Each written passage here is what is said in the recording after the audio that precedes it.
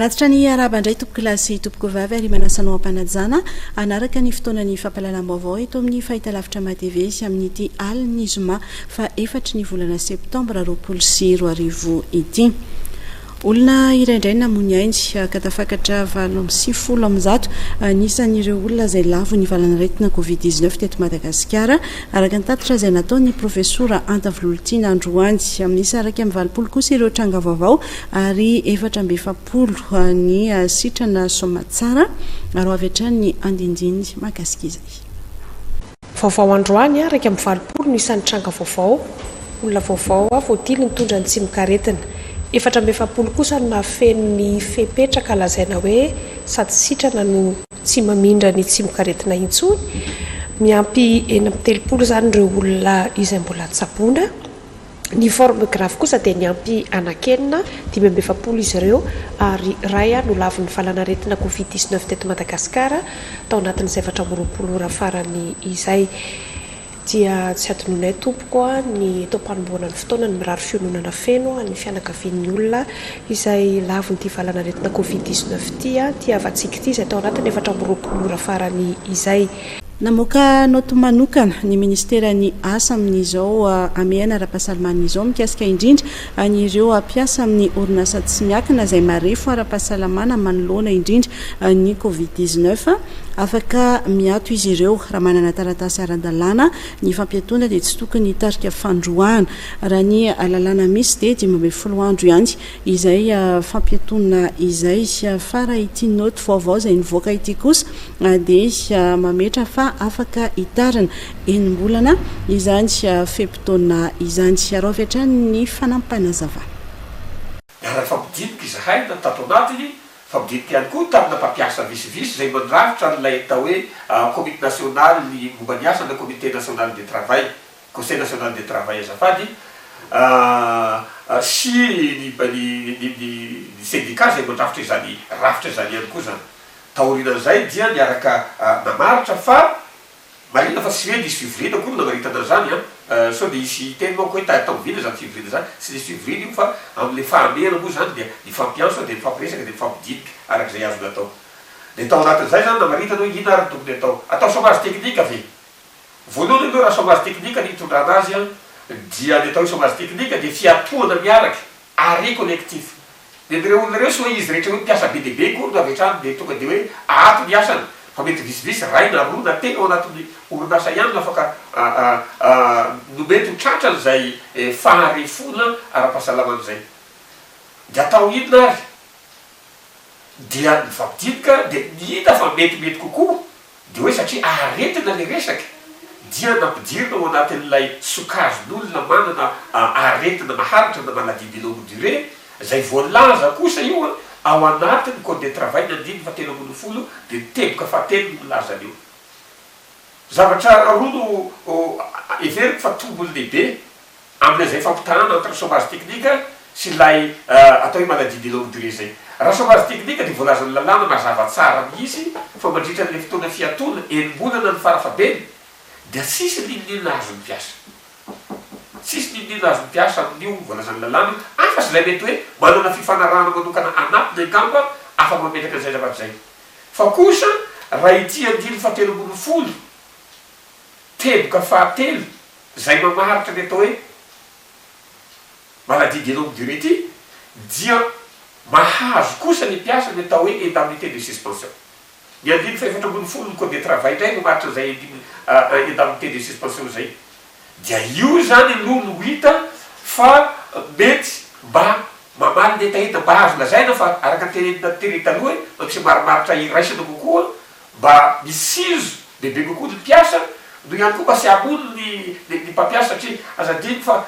ny aty amin'ny sehatry tsy miankina manko sy mitovy amin'ny mpiasa amin'ny sehatry ny fanjakana hoe rehefa misy ny fiatona tahaka zany dia mitoy foana ny karama sy zay ny any fa rehefa misy ny fiatona maharitra ohatran'izay dia miato mifanaraka amin'izay ihany koa ny fanaovana karama zay zany le zava-misy dia mba hahafana zany mba manalefaka an'izay zavatra zay dia eo andiny fa 370 zay mba mahamela kosa aloha an'ilay fandoavana ny atao hoe indemnité de suspension zay zany raha azavaina zany ny dikan'ity noty ity zavatra tsara marina dia zao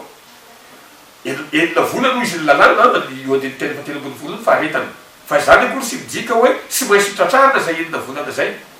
efa manomboka voafetsy kelikely ny valana retsina covid-19 ary efa miala ihany koa amin'ny fioboana miandalana isika hoy Andriamatora Vidy Manana Désiré Flou national ny fikambanana tanora miandrandra ho avy mandroso arak'izany ny asa fampandrosoana izay ataon'ny fanjakana fanampanazavana zao moa zany tsika zao miara-mahita fa efa miala tsikelikely anatin'ny ataoko hoe fiboana vokatry ny fiadivana amin'ity covid-19 zay misy manerana zao tontolo zao ty atao anatin'ny ady tokoa tsika dia maro be misy apahan'olona na ny médecine manenjika tsy voafeny aretina tsy miasa ny fitondrana fa tsisy zavatra ataony dia miara-mahitsika zao tsy miteny hoe efa vita akory ny ady amin'ny covid-19 fa mbola anaty ady tsika efa kosany raha ny apahany dia azo lazaina hoe efa voafe amin'ny apahany izany satria na itsika rehefa voaka ao anatanteraka ao anatin'le hoe fiboa mahita koa zany tsika fa voafe zay zavatra eto koa nefa tsika amin'izao fotoana zao dia mahita fa maro be ny asa zany zay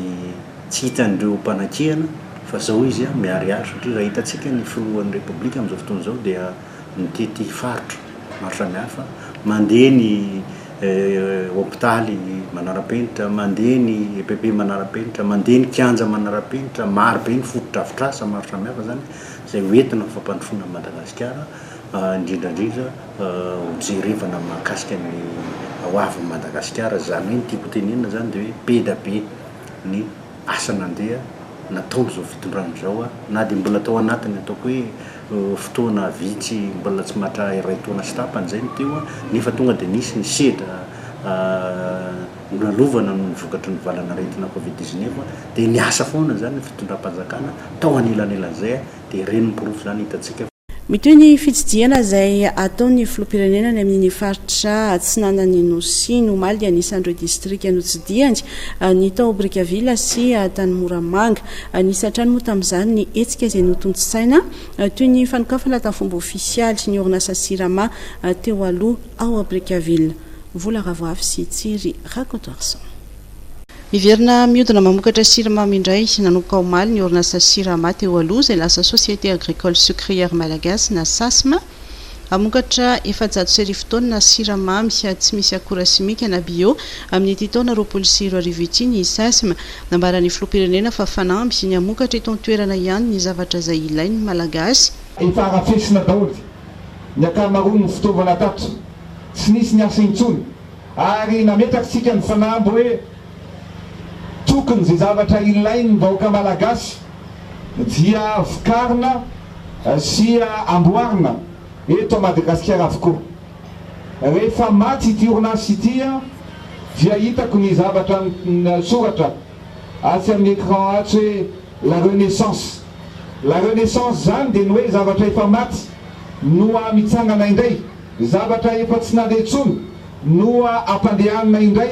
zay ny zavatra ho ataontsika manangana manorona mba hasoany besin'ny maro hitondra angavaoan'ny toekarena sy sosialin'ny mponina ao Brickaville ny fiodinan'ity orinasa mpanao siramamy ity olona hatrany amin'ny 100 no miasa mivantana ao amin'ny orinasa SASMA ny zavatra iraritsika ihany koa dia mba hiena ny vidin'ny siramamy indrindra fa ianareo eto a Brickaville satria tsy misy tsony ny transport ny siramamy reny masy rehefa afarana avy any ivelany dia misy ny taxe misy ny douane zany misy ny transport voatonga eto fa eto anareo eto potsiny ka zay ny rarina amin'ny tompon'andraikitra eto toerana satria efa tsisy ny douane tsisy ny transport dia tokony siramamy eto a Brickaville zany no siramamy omora indrindra manerana ny Madagasikara zay ny fanamby ho apetratsika voalohany reny Brickaville ihany koa dia ametrahana fitoeram-panofanana momba ny fambolena omaly no napetraka tamin'ny fomba ofisialy ny vady fototry ny fanamboaran'izany vinafinainany amin'ny volana febroary 2024 no vita ny asa ary andray mpiofana ny fitoeram-piofanana momba ny fambolena eto Brickaville tanjona ny anofanana tanora 9 hatramin'ny ray alina isan-taona eo amin'ny sehatry ny indostria fanodinana vokatra ara-pambolena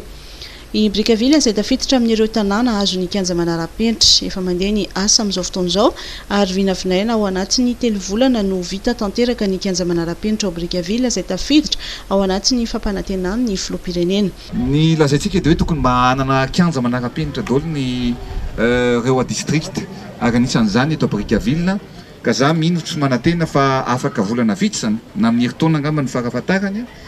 dia hitokana an'ity kianja ity. Nandritra ny fandalovana tao Brickaville ny filoham-pirenena dia nizara ihany koa kit scolaire ho an'ny mponina tafiditra ao anatin'ny hazavana ho an'ny rehetra. Fianakaviana 400 isa no nisitraka izany. Marina fa anisany nandalovan'ny filoham-pirenena ihany koa omaly tao Moramanga izay ametrahana trano ho an'ireo zokiolona, trano izay mirefy 909 metatra toradroa no apetraka ary afaka mandray zokiolona misy 20 anisany misitraka ny fanohanana ara-tsosialy avy amin'ny fanjakana ihany koa Moramanga entina maivanana ny fahasairana ny mponina noho ny fisian'ny coronavirus. Tokantrano miisa 300 no nisitraka ny vaditsinjo tany an-toerana tamin'ny andro voalohany ny fizarana omaly. Moramanga izay efa manakaiky ny andresy ity valan'aretiny ity satria iray sisany marary ao amin'izany toeran'izany. Anisany nitsidika ihany koa ny usine miaramila tao Angavo ny filoham-pirenena nandritra ny fandalovany tao Moramanga omaly.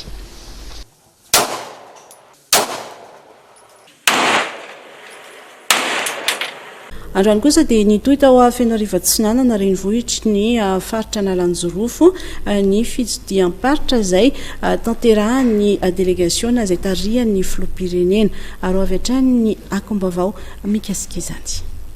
Mizotra antsaka-sendavany ny asa fanamboarana ny kianja manara-penitra ao Fianareva Tsinanana. Vinavinaina ho vita ao anatin'ny 3 volana ny kianja izay ahitana tribune mazaka olona 10 ary atao sintetika ny bozaka. Nambarany filoham-pirenena fa anisany ezaka ataon'ny fitondram-panjakana ny fanarenana ny fototra-fitrasa izay simba hatramin'ny 80 taona ny fahaleovantena. Nisy tanora maro be no nanatrika ny fampelezan-kevitra natao teto. Dia tamin'izay fotoan'izay rehefa mikabaka dia nilaza izy ireo hoe monsieur le président mba maniry zay mba atao manara-penitra ity satria efa potika tanteraka na ny gazon teto rehefa maigny kitotoana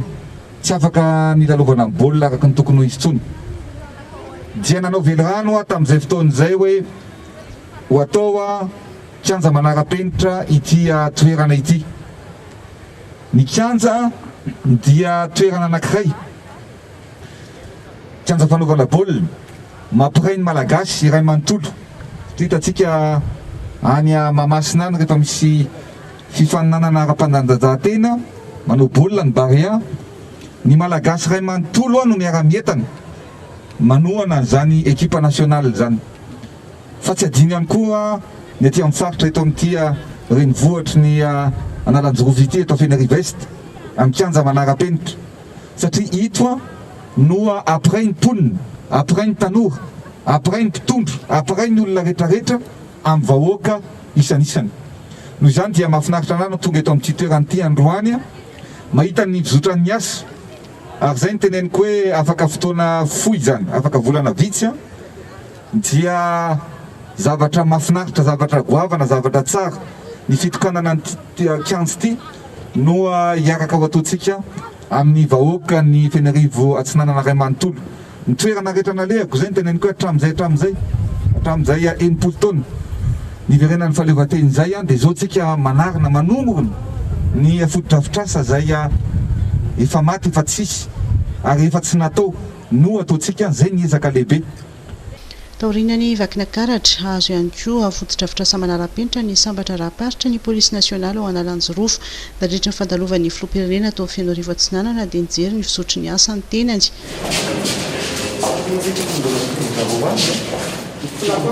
Atongavantsika eto jerevantsika eto moa zany dia ny hoe ahoana ny fisotran'ny asa. Mahafinaritra satria raha nametraka tsika hoe isaky ny faritra indrindra ny tanàna ohatran'ny Fianareva Tsinanana tokony hanana birao manara-penitra ny sampandara rehetrarehetra mba ametrahana hoe ny fijoroana sy indrindra ny fikarakarana ny vahoaka amin'ny birao sampam-panjakana ohatran'ny taona. Ka dia hita fa efa mijoro ny asa mba mila vitana tsara manareo orinasa zany mba anaraka amin'ny fenitra satria ny zavatra ataontsika hoe manara-penitra. Ny plan dia efa hitantsika angambany fa tsara dia tsara ny plan anaovana anazy mba zavatra moderne, zavatra mandroso ohatran'izao ny zavatra tokony ho atao a. Maro ny mponina izay niara-ny fahasairanana noho ny valan'aretsina Covid-19 ao Fianareva Atsinanana. Anisan'ny misitraka ny vaditsinjo sy tosika fameno ho an'ny mponina ny ao Fianareva Atsinanana. An'io tosika fameno io atopitsika androany ny fanomezana an'izany dia mitohy isan'andro mandritra ny andro maromaro mba hoentina anampiana anareo amin'ny maray aman-dreny ny firenenanay. Mitsinjo anareo tsy amela anareo irery ary indrindra miara-miatsika aminareo an'izany fiatrehana ny coronavirus izany. Ao ihany koa ny vatitsinjo zay fizarana vary, menaka, ronono, voamaina, fa indrindra ny CVO mba hoentsika miaro-tena miaro ny vatana mba tsy ho tratra nyty valanaretina ity. Manomboka izy androany ary fanombohana ny androany so dia taitaitra ny sasany ahoana zay ny tsy mahazo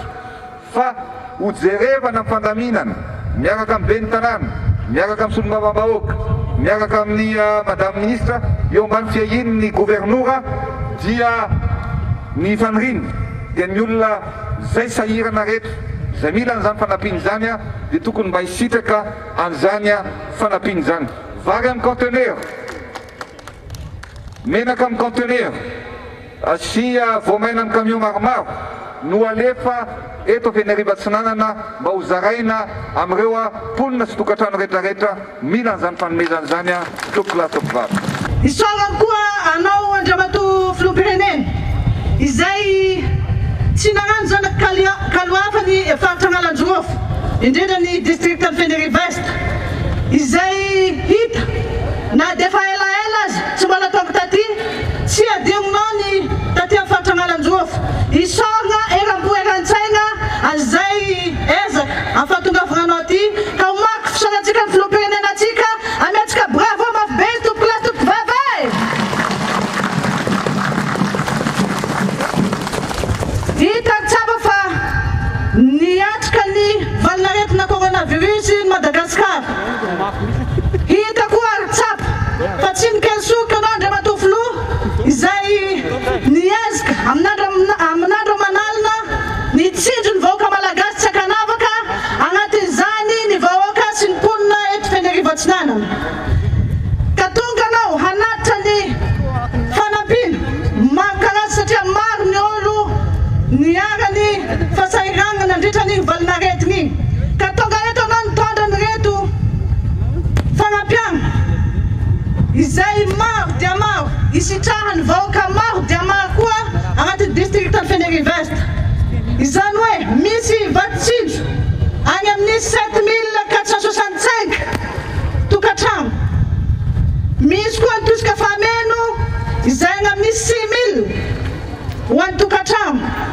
Izany hoe fitambarany jiaby 13465 tokantrano zany isitrika zany fanampiana avy amin'ny filoham-pirenena atsika zany ka mendrika tefatefaka mafy be zany tompoklasy tompokivavy satria tsy navahany tsy natao zanaka kaloafa atsika ty amin'ny tampon-tanànan'ny Fianareva Est. Ka eto dia mankasitraka anao eram-po eran-tsaina tena mitsinjo tatao be anao avahoaka ny Analanjorofo na dia zany Analanjorofo 6 districta misy matoky zay fa mbola ho avy amin'ny districta hafana anao monsieur le président hijery sy hagnampy an'ireo vahoaka amin'ny faritry amin'ny districta sasany reto. Mbola mitohatra amin'ny ariva teo ny fitsidiana tanteran'ny filoham-pirenena ao Fianareva Atsinanana. Ho fanakanana ny mety ho fianaka ny coronavirus sy fiarovana anao dia tsara mahafantatra ireo fihetsika tokony atao. Sasa matetika amin'ny rano-savony ny tanana na mampiasa gel désinfectant. Tapenao misandra ny vava sy ny orona raha sendra mikohaka na mievina. Azo ao nelanelana iray metatra amin'ny olona mikohaka na mafana hoditra. Fa teo no misikotra orona, ny mikosika maso na mikasika vava amin'ny tanana. Fa teo ihany koa ny mandrewaka amin'ny tany. Raha mafana hoditra, mikohaka, sepotra dia ampandrenezo ny mpitsabo na ny tompo-pahasalamana akaiky anao indrindra. Antsoy mamempona 910 raha mila fanampanazavana. Madagascar mandresy ny coronavirus. Godrej vous présente ses gammes de coffres-forts pour une sécurité maximale de vos biens. fabriqué à partir d'acier épais très robuste et anti-corrosion. Fermeture sûre et ingénieuse. Étagère réglable en hauteur. Différentes dimensions disponibles. Testé par des laboratoires internationaux. Résistant au feu et au cambriolage. Leader en Inde en système de sécurité. Et présent dans plus de 45 pays. Garantie 1 an. Batimax. La qualité au meilleur prix. Ivadika amin'ny lafiny politika kosa indray isika anisan'ny tapaka atao anaty ny volavolan-dalàna ohatraohatra ray bara 24 ny mikasika ny fampianana ny isan'ireo loholon'ny Madagasikara ho 80 araka ny hevitra ny député Henri Jean Michel dia tokony rosoana aingana ny fifidianana an'ireo loholona vaovao tady vaovao vola avoavy. Tokony afainganana ny fifidianana loholona atao rinina linkeny ny antemera-pirenena ny lalàna ohatraohatra ray bara 24 izay tafiditra ao anatiny ny fampianana ho 80 ny isan'ireo loholon'ny Madagasikara hoy Henri Jean Michel député n'Ambovombe no sady questeur voalohany eo anivon'ny antemera-pirenena. Ny filoham-pirenena raha tamin'ny propagande nataony ary nakatoavin'ny vahoaka matoa lany ho filoham-pirenena izy dia raha ny fanamby nataon'ny filoham-pirenena dia ny hanjava ny sénateur ny sénat nefa noho ny fahitana dia hoe ilaina ihany koa ny bicameralisme eto amin'ny tany sy ny firenena dia nahena zany ny isan'ny sénateur mba hialana amin'le resaka fandaniam-bola mpanjakana amin'ny roapapana satria raha tadidinareo dia hoe 25 milliards ny vola laniny sénat 25 milliards io avitana université enina amin'ny 5 province io université manara-penitra mandritry ny 5 taona zany hoe mandritra ny mandat anankiray fahasoavana sy fampandrosoana ny lafin'ny fampianarana zay satria tena itsika mahalala fa ny fampianarana no ampiova le hitondra ny fiovana sy hitondra fampandrosoana eto amin'ny firenena nefa ny filoham-pirenena dia nanana le souplesse de hoe ajanona eo fa ahenao ny dépense lan'ny sénateur de hoe atao 18 20 zany ny isan'ny sénateur amin'izao fiovan'ny isan'ny sénateur zao dia tokony afainganana manaraka an'izay koa zany ny fifidianana sénateur vaovao mba tena hahitana taratra marina ny demokrasia ary hahitana taratra ny fiarah-miasa miaraka amin'ny fitondram-panjakana hitondra ny fampandrosoana izay velirano nataon'ny filoham-pirenena. Zava-dehibe ho an'ny demokrasia ny fandaniana ny volavolan-dalàna ohatraohatra ray 24 teo anivon'ny antenimera-pirenena nandritra ny fivoriana tsaram-potoana farany teo hoy ny député n'Ambovombe no sady questeur voalohany eo anivon'ny antenimera-pirenena. Rehefa nanome an'izay zany ny fahefana hanao lalàna ho an'ny filoham-pirenena aty amin'ny mpanatanteraka zahay dia formalité no andehanany andefasany reny lalàna reny aty amin'ny assemblée nationale mba ho ratifié loi de ratification zany no atao de hoe mba ho ekenay de hoe tena nakan'io tokoa manaika an'io tokoa ny antemera-pirenena sy ny antemeran-doholona ny fisian'io lalàna io dia sahala am'to hoe lalàna lany ato amin'ny assemblée nationale dia lalàna ny fidina tato izay zany karazana hoe image tia nahavoaka an'le izy de hoe fa le lalàna araka fahafantarantsika rehefa miantsa le lalàna ny efa ampiasaina fa mba hanajana le hoe ny fisarahan'ny fahefana anankitelo na anankiroa ny mpanatanteraka sy ny mpanao lalàna dia ankatoavinay le lalàna alefa teo ankatoavina zay ny mahagaga amin'ny fihetsika ny any amin'ny antemeran-doholona satria samby nanaika na ny antemera-pirenena na ny antemeran-doholona ny hanome ny fahefana manao lalàna any amin'ny filoham-pirenena androany koa ve izy vao iemotra indray koa de hoe tsy manaika an'io zahay tsy ekenay ho lalàna io. Nambarany ihany koa fa tsy tokony sakanana hoy ny député Henri Jean Michel ny ezaka fampandrosoana tanterahany fitondram-panjakana izay efa mandeha amin'izao fotoana izao. Ny fanendriana misy foana satria zay le asan'ny mpanohitra eto amintsika ne zany dia manenjika ny mpitondra rehefa tsy ampidilina ao anatin'ny fitondram-panjakana manenjika ny asany fa tsy mijery ny zavatra vitan'ny fitondram-panjakana ny tenan'le mpanao politika ny mijereny fa tsy nitombontsoam-bahoaka raha olona mijery olona tsotra mijery aty ivelany a mahita tsika fa misy ezaka ataon'ny fitondram-panjakana na dia miaina anatin'ity coronavirus ty fahasahiranana be ty mafy ty tsika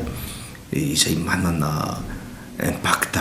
ratsy be mihitsy ao amin'ny toekarena nefa ny fitondram-panjakana dia manao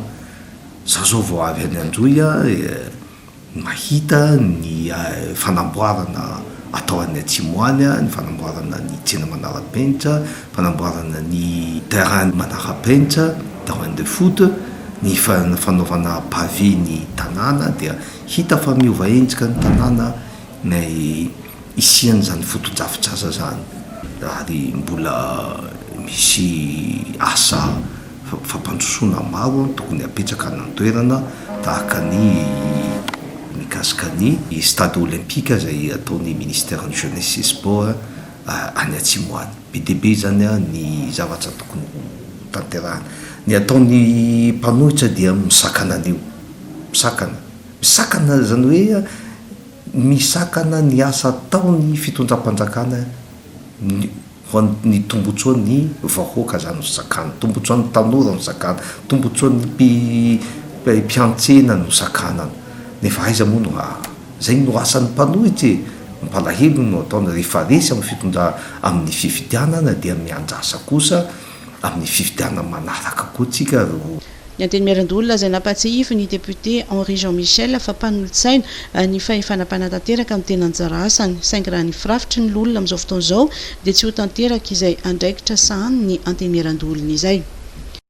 Marina moa fa no tanterahana androany fa efatra ny volana septambra 2024 ny lanonam-pamaranana ny fiavoriana tsara-potoana faharoa ny antenimiaran-dolona izay nananganana ny vaomihera iraisana isan'ny sahana no entina indrindra nandany ny volavolan-dalàna laharana aotraotra ray bara 2024 lanonana teo ambany ny fitarian'ny filohan'ny antenimiaran-dolona Rivirakotovao notrony ireo mpikambana ao amin'ny Braomaharitra ary natrehany filoha lefitry ny antenimiaram-pirenena sy ny filohan'ny HCDDED. Teo am-piandohan'ny kabary nataony sy ny filohan'ny antenimiaran-dolona dia nanao famitindana ny fivoriana izay nataon'ny vaomihera iraisana isa sahana laza izy fa voalohany teto amin'ny firenena no nananganana ny vaomieriny namarany ihany koa fa ara-dalàna ny fampiatsoana fivoriana izay nataony ny gouvernement raha ny zavatra niseho izy no lazainy dia ny firaketana an-tsoratra ny tatitry ny fivorian'ireo vaomihera no manara-dalàna ka tokony ny fahamarinana sy ny fanaran-dalàna no ampanjakaina eto amin'ny firenena. Eo amin'ny lafiny fampianarana dia nanao antsoava amin'ny mpitondra fanjakana izy ny amin'ny tokony andraisana andraikitra aingana amin'ny fampianarana ny vahoaka malagasy ary tokony ampitoviana ny faripahaizana ireo mpianatra isam-paritra. Eo amin'ny lafiny ara-pahasalamana dia nomafisy ny atranjy fa tokony foanana ny amena ara-pahasalamana tokony sokafana ny lalana mandehany amin'ny faritra rehetra kanefa na dia eo azy zany izy dia tokony amafisina ny fanaramaso ny fampiarana ny fepetra rehetra. Fiarovana ny zon'olombelona dia nanao antsoava ihany koa izy ny mba hitsinjovana ny mpiray-tanindrazana toy ireo malagasy very asa no ny valana retina sy ireo gadra ny amponja momba ny raharaha favagisana fonja tany farafangana dia nisaotra ny ministry ny fitsarana izy ny amin'ny fanapa-kevitra noraisiny laza izy fa tokony atao aingana izany fanadihadiana izany mba ho tombontsoa ny firenena. Eo amin'ny lafiny fitantanana ny volam-panjakana dia tokony hisy ho izy ny fangararana ary tokony atao mazava amin'ny vahoaka malagasy ny fampiasana izany. Namarany ihany koa fa antenimiera eto Madagasikara dia mitovy ka tokony ampitoviana ny fomba fitondrana azy ireo. Teo am-pambarana izy dia nanainga ny fanjakana mba hijery hatrany ny hoavy ny firenena fa tsy hitodika foana amin'ny lasa izay efa vita. Ny fampianoana sy hitadiavana ny vahaolana iraisana ho izy no ahafahana manarina ity firenena ity.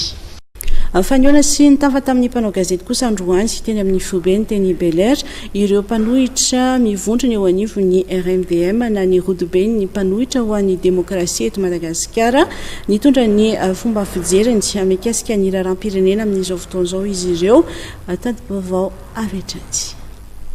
Manao antsoava amin'ny rehetra mba hiara-entana hiady amin'ny ambaran'izy ireo fa didy zatona izay ampiarin'ny fitondram-panjakana amin'izao fotoana izao. Io raha atao mpitokana ny votoanto ny fanambarana izay natao ny RMDM androany nasiana teny manokana moa ny mikasika ny fandaniana ny volavolan-dalàna ohatraohatra ray bara 2024. Reto ny antony ilazana izany rehefa nampiasa fivoriany ireo parlementaire ny gouvernement handinka ny lalàna dia tsy arak'izay zavatra mirehetrarehetra zay ny zavatra mitrany fa natao amin'ny letra sy amteny ny fomba loentina natana zany zany hoe forcing na didy fe lehibe na fanjakana javona no tiana ho atao eto amin'ny tany sy ny firenena miala tsiny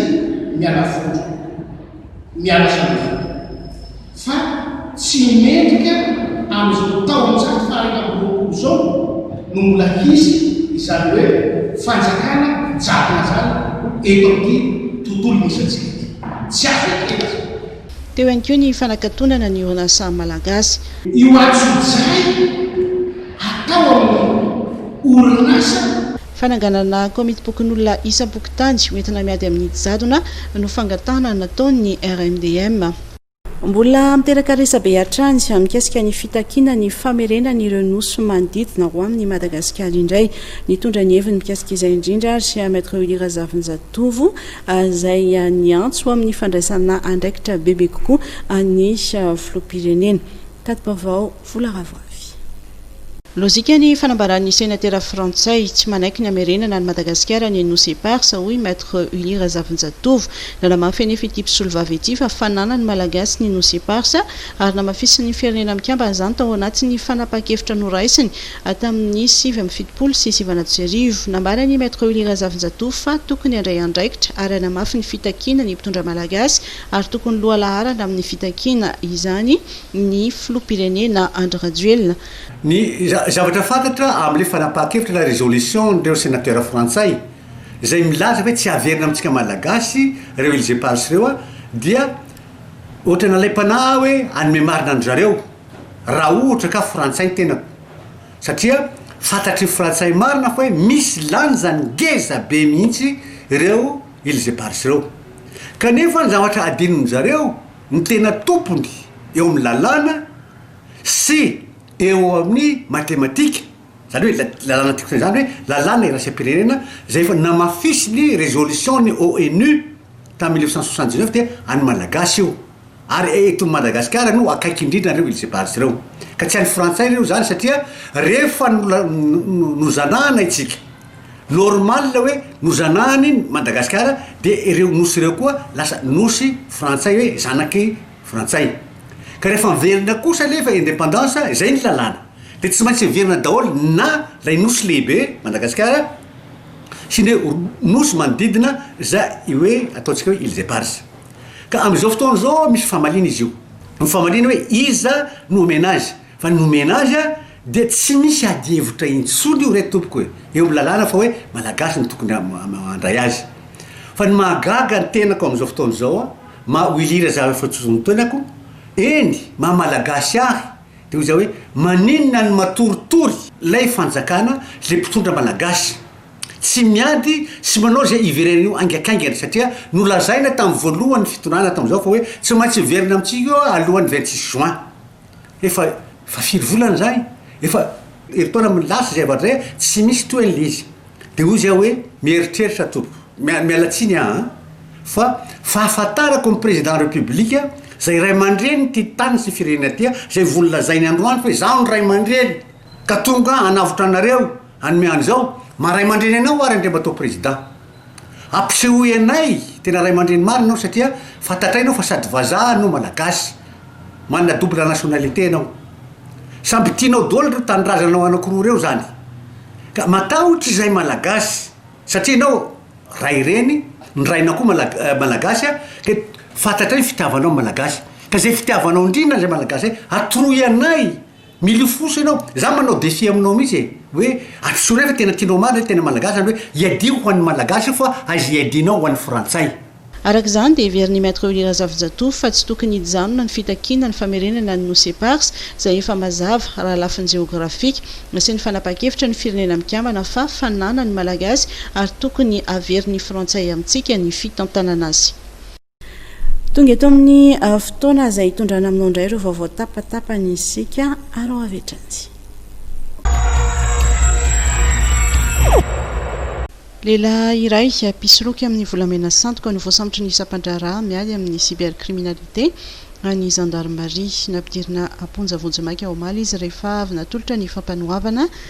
tambazotra mihitsy ity fanaovana asa ratsy ity. Misy ny mpisera mpitsara volamena sy vazaha mody hoe andray ilay volamena sandoka anefa izany volamena izany ary mamandrika olona ireo olon-dratsy akany vola. Ilay mpisera milaza fa mila fanampiana iresaka amin'ilay vazaha mpividy satria tsy miteny vahiny. Mitondra mpitsara volamena ihany koa izy hoe anamarina ny fahatena volamena ilay izy kanefa sandoka milaza ho maika izy avy eo ary asainy tazomin'ilay fitahana ny volamena mangataka ny antsasabidin'ilay volamena izy fa hoe ilay vazaha avy eo hanome manontolo ny vidiny dia miverina ny volan'ilay voatafika manjavona nefa izy avy eo tsy azo amin'ny antso antarby intsony mbola karohiny ireo piraitsykombakomba aminy.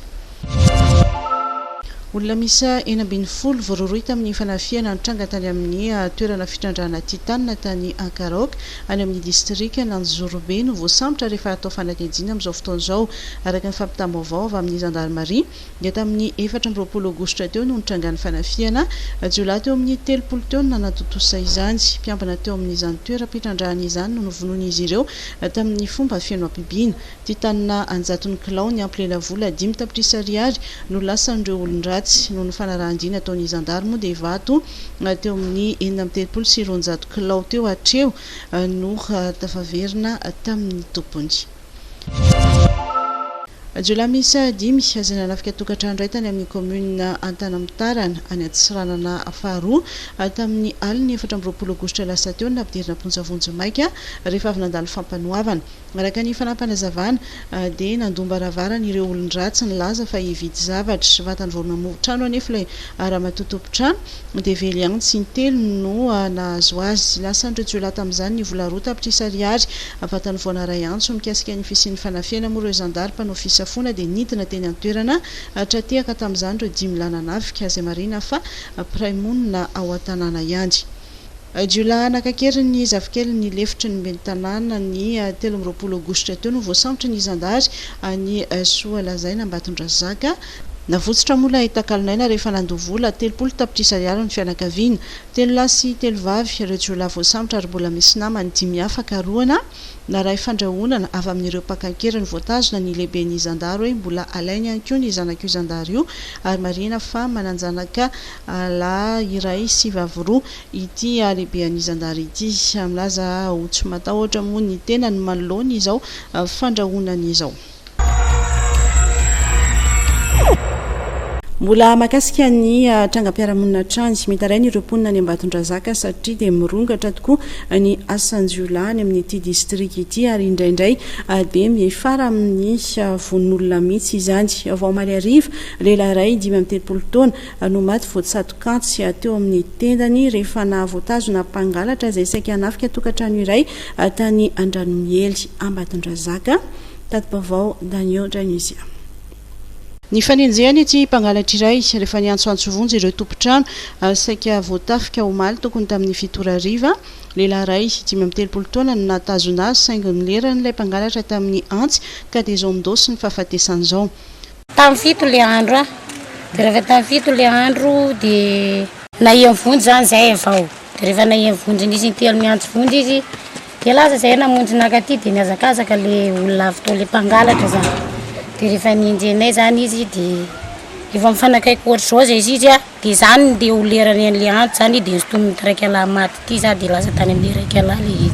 Dia mbola namaly ihany zany ilay raiky alahy hoe mbola niezaka ny namaly zany izy nefa izy efa mandeha rahabe neny. Tsy fantatra mazava na alatra fotsiny na nisy fikasana amon'olona mihitsy ny tao amin'ilay mpangalatra. Sisy ninina lasany satria vao hitany fotsiny za hoe eto ambany misy moto misy koveta misy zavatra azo angalarina fa tsy naka izy fa niakatra tany tsy haiko hoe inona ny antony akarany tany dia vonany tany. Niezaka ihany moa ny mponina manodidina tamin'ny fitondrany ity lehilahy voatsinjona antsy ity tany amin'ny hôpitaly saingy tsy tany intsony ny ainy. Izany tomany sady niantsoantsy vonjena rija fa maty dia nentin'olona izy nentin'olona bataina nandeha tany amin'ny hôpitaly. Dia tonga tany amin'ny hôpitaly izy izay nanaraka avy taty aoriana dia efa vatana mangatsiaka ny hitanay tany amin'ny hôpitaly nena ny fafehany rahabe. Dia avy eo izy nentana tany Ambodimanga dia tao Ambodimanga indray niandry ny havany avy any niandry ny rahalany avy any Andrankobaka dia avy teo nentana tany Andrankobaka izy dia tany izy naleva.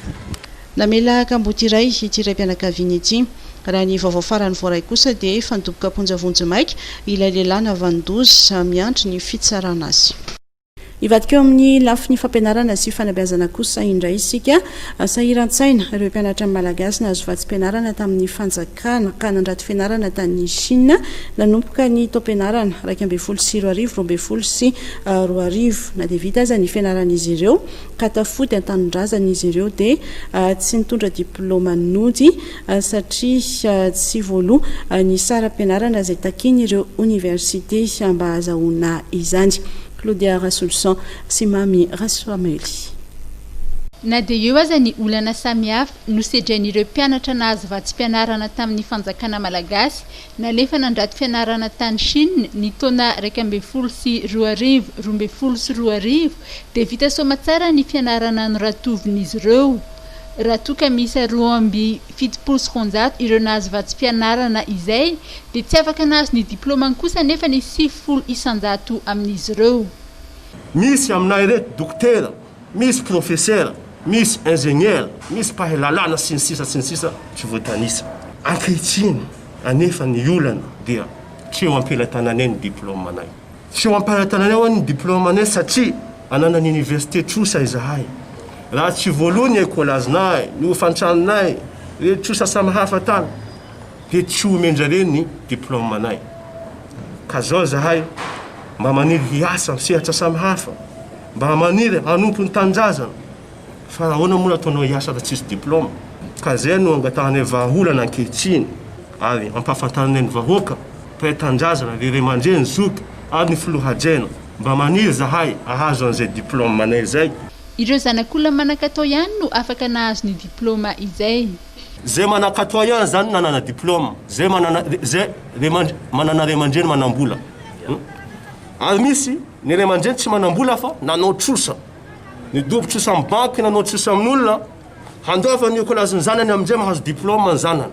Nandritry ny fihaonana tamin'ny mpampalala vaovao Androany Teny Mamasina dia nanao fankasitrahana sy nitondra teny fisaorana ho an'ny filoham-pirenena izy ireo. Izay filohan'ny tetezamita nandritry ny fotoana nazahoan'izy ireo izay vatsim-pianarana izay. Mahatonga anay misaotra monsieur le président raha malala matsy fa ny eto amin'ny firenena izay zanak'olona manan-katao sy manana toerana ambony ihany tafita mianatra ny ivelany. Fa tamin'ny fitondrana monsieur le président Andrajoelina tamin'ny 2011 nahazo bourse daholo na ny ohatranay zanakan'olona tsy dia manan-katao zany. Tsy akanavaka io eran'ny faritra 2020. Nanamafy ireto mpianatra ireto fa te amaly babena ny tanindrazana sy ampiatra ny fahaizana noratovana ho fampandrosoana ny firenena ka mitady asa 5 sakana ny tsy fananana ny diplôma. Manamafy ny antso ny fikambanana ny ray aman-dreny ireo mpianatra nahazo vatsim-pianarana any ivelany na ny APBEM. Misy 3 volana ny bourse tsy voaloha amin'ny 2.7 volana. Zay 2.7 volana zany tokony ho totalin'ny bourse n'ireo ankizy ireo nandritra an'izay 5 taona zay ka ny 3 volana mbola tsy voaloha. Miandry vonto ireo tanora ireo mba azahoan'izy ireo izay diplômany izay. Amin'ny aratsinainy ho avy zao kosa no ivoaka ny valin'ny fanadinam-panjakana CEPE ho an'ny Cisco Tanaville efa ao anatin'ny famindrana noty ny transcription des notes tokoa amin'izao fotoana izao ireo mpitsara kopia andao arahana ny fanadihadiana izay natao tamin'ny lehibe ny farim-piadidim-pampianarana eto Antananarivo renivohitra momba izay. Alova Ramanatso sy Mami Rasamoity. Ivoaka amin'ny alatsinainy 7 septambra 2024 avy zao ny valim-panadinana CEPE ho an'ny farim-piadidim-pampianarana eto Antananarivo renivohitra. Hoy ny chef Cisco Tanaha Andriamatoa Ramanananto ny Arjolalaina raha nresaka tamin'ny mpanao gazety tetsy amin'ny foibe mpitsarana fanadinana etsy Antanibarinandrina. Efa tapitra zany ny fitsarana omaly nefa fitsarana farany dia efa atao anatin'ny transcription tsika zany mifampidirana ny noty fantikanana azy moa zany mahavelom-bola aloha hatreto zany amin'ny ankapobeny ny vokatra reheto Antananarivo renivohitra ndresana raha efa niresadresaka tamin'ny mpitsara ny tenanay mbola be da be ny tsy voadika ao anaty solosaina zany mbola tsy afaka miteny ininy tsika raha tsy rehefa tapitra ny transcription ohatra ny fanadinana rehetrarehetra tsy maintsy misy kely foana ny manahirana misy ny ay raha zay izy tsy fanadinana délibération zany alohan'ny amoana anazy latsinainy mety lahady ariva be na lahady alina zay manao délibération tonga daholo ny mpitsara rehetrarehetra ny ara materialy ny arak'olona zany tsy manana olana mihitsy zay teto Antananarivo renivohitra zay no ahafahana miasa aingana zany ahafahana mamoaka araka ny tokony ho izy ny voka-panadinana. Somary aingana kokoa ny dingana fitsarana kopisy tamin'ity indray midoraka ity noho ny fampitomboana ny samy mpitsara sy ny fitaovana nentina nanatanterahina izany ho hatrany ny chef Cisco Tana. Lafim-baovao hafa mihitsy kosa indray ho fitaina mialohan'ny faran'ny taona ny asa fanamboarana manomboka etsy amin'ny vatobe 67 hectara ka hatrany Vasakosy hoy ny talemsana ny asa vaventy sy ny tao-trano eo anivon'ny commune Antananarivo renivohitra nangataka fiara-miasa tamin'ny ministera ny fanajariana tany sy ny asa vaventy sy ny ferany commune Antananarivo renivohitra mahakasika izay fanadihadiana Norbert Kotomalala. Isan'ny mampikaikaiky ireo mpampiasa lalana indrindra ny taxi be ny aratsy ny lalana manomboka eto amin'ny vato be mandalo eny amin'ny 67 hectara hatrany Vasakosy.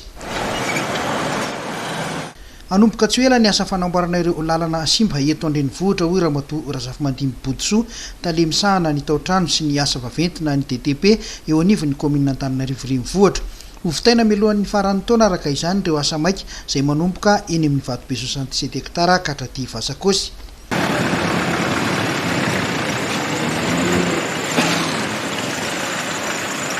Ny fanaterahana ny asa dia nangataka fiara-miasa amin'ny ministera ny fanajariana ny tany sy ny asa vaventy ny fera ny commune Antananarivo renivohitra. Zay makasika ny fanatanjahantena iny fa atao anaty ny volana vitsivitsy zao dia hitantsika tokoa fa nalaza tokoa ilay rindratsary Jerosalema tsy vitsy ireo izay nandrindra horonan-tsary misy ny soradi izay mandrakotra ny irindy santionana amin'izany ity hoarahantsika manaraka ity ho hitantsika eo fa anareo sampanampamonjy voina aza dia manaraka n'izany ira izaty. Al-Qur'ana musuhani al-Qur'ana ilolose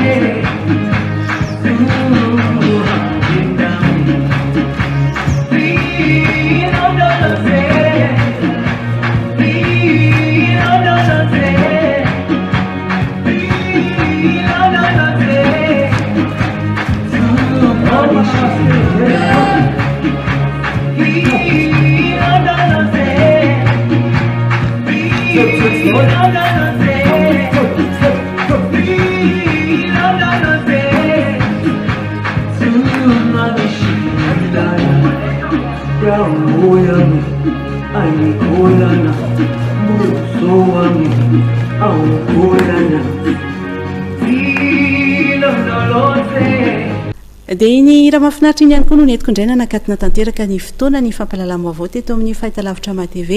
tamin'ity alina ity makasitraka anao izay nanaraka izany hatramin'ny farany dia mametraka ny veloma mandra-pitafa indray.